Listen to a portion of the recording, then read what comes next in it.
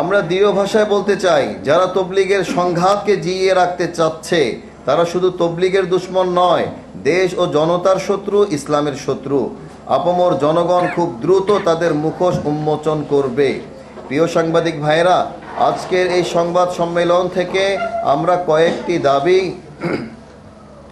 এবং প্রস্তাব পেশ করছি। নাম্বার 1, দেশ ও জাতির সমৃদ্ধি এবং উন্নয়নের ধারাবাহিকতা বজায় রাখতে সহিংসতা এবং পারস্পরিক উচ্ছৃঙ্খল আচরণ পরিহার করে সবার অধিকার নিশ্চিত করতে হবে। নাম্বার 2, কাকরাইল মার্কাজ সম্পূর্ণভাবে নিজামুদ্দিনের অনুসারীদের হাতে বুঝিয়ে দিতে হবে। টঙ্গী বিশ্ব ইজতেমার বৈষম্য দূর করে এই ইজতেমায় নিজামুদ্দিনের অনুসারীদেরকে প্রথম পর্বে ইজতেমা করতে দিতে হবে। বিশ্ব ইজতেমার ঐতিহ্য ফিরিয়ে আনতে তাবলিগের বিশ্ব আমির হযরত মাওলানা সাদ সাহেবের ইজতেমায় উপস্থিতি নিশ্চিত করতে হবে। আমরা আপনাদেরকে আগেও নিশ্চিত করেছিলাম, উনি যদি বাংলাদেশে আসেন ইনশাআল্লাহ বাংলাদেশ এই ইজতেমায় 30,000 থেকে 50,000 বিদেশি মেহমান উপস্থিত হবেন ইনশাআল্লাহ।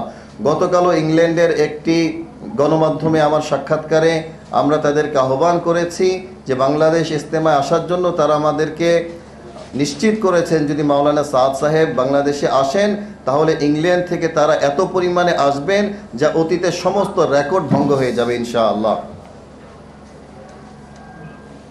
5 নম্বর, দেশের সব মসজিদে তবলিগের শান্তিপূর্ণ কার্যক্রম পরিচালনা উভয় পক্ষের জন্য নিশ্চিত করতে হবে।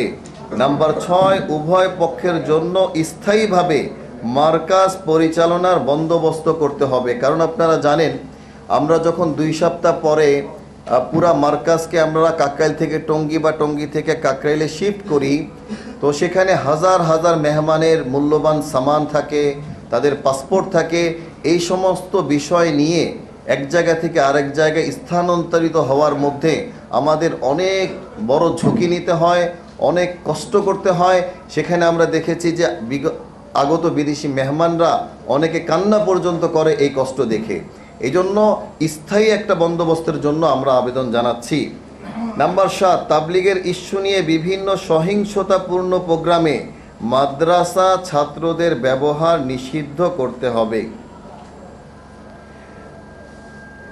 প্রিয় সাংবাদিক ভাইয়েরা, আজকের এই সংবাদ সম্মেলনের মাধ্যমে আমরা এই মেসেজটি আপনাদের মাধ্যমে গোটা জাতিকে জানাতে চাই যে আসন্ন বিশ্ব ইজতেমা এটা সুশৃঙ্খলভাবে পরিচালিত হয়। এর জন্য বিগত সরকার যে বৈষম্যমূলক আচরণ করেছে, বর্তমান বৈষম্য বিরোধী বাংলাদেশ সরকার সেই বৈষম্য দূর করবে এবং তার প্রথম পর্বে আমাদেরকে ইজতেমা করার সুযোগ দিবে।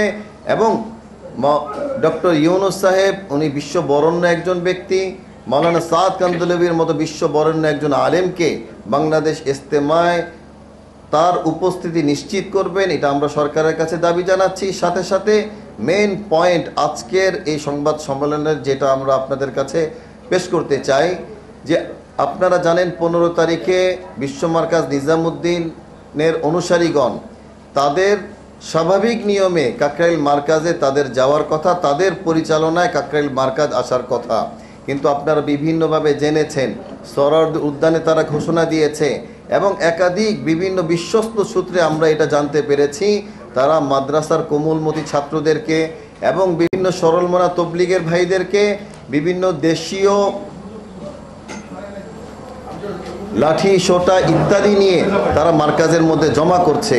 আমরা স্পষ্টত বলতে চাই এটা হবে তাদের জন্য অত্যন্ত দুঃখজনক একটি ঘটনা যদি তারা এখনো কাজ করে। আমরা বলতে চাই যে তারা সঠিক নিয়মে বাংলাদেশ সরকার যে নিয়ম বেঁধে দিয়েছেন সে নিয়ম অনুযায়ী তারা আমাদের কাছে মার্কাজ হস্তান্তর করবে। এটাতে আমরা ব্যাপক সহিংসতা এবং উদ্ভূত পরিস্থিতি এবং অস্থিতিশীল পরিস্থিতি থেকে আমরা নিজেরা নিষ্কৃতি পাবো এবং দেশ নিরাপদ থাকবে।